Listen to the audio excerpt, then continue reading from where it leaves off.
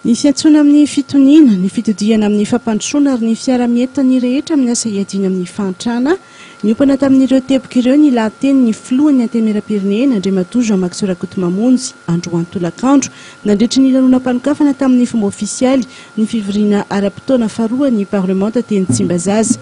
Mbola maro ny adidy sy andraikitra miandry ny tsirairay raha ny nambara indrindra eo amin'ny ady amin'ny fahantrana ka mitaky fitoniana izany ary indrindra ny fanajana tanteraka ny fenitra demokratika. Koa manao antsoavatra any izay ankehitriny amin'ny mahasolom-bavam-bahoaka sy tokony andraikitra ato amin'ny antenimieram-pirenena.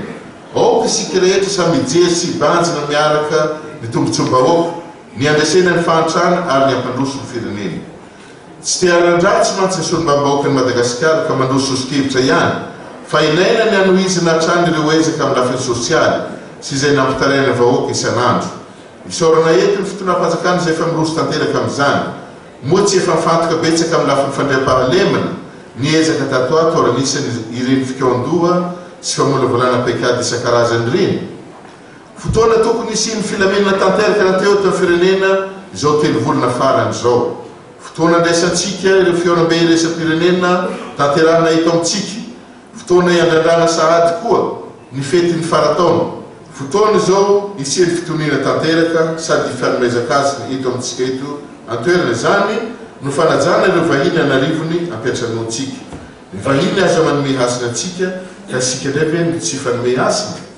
Vonam-pirenena no arovana miaraka amin'izany ka samy tompona andraikitra avokoa ny olom-pirenena rehetra.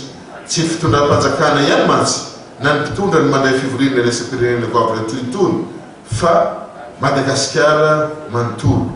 Hatreto aloha, ankoatra ny nandraisana ny fivoriana faharoa amby efapolo eo amin'ny vondra parlementaire mampiasa sy miteny frantsay, dia efa nisy ihany teto Antananarivo ny fanazarantena fanampiny tamin'ny alalan'ny fandraisana ireo fivoriana iresa-pirenena samihafa, izay nahafahantsika nakatraikefa hatrany sy nanam-pirofo fa mahavita sika ary mahavita tsara.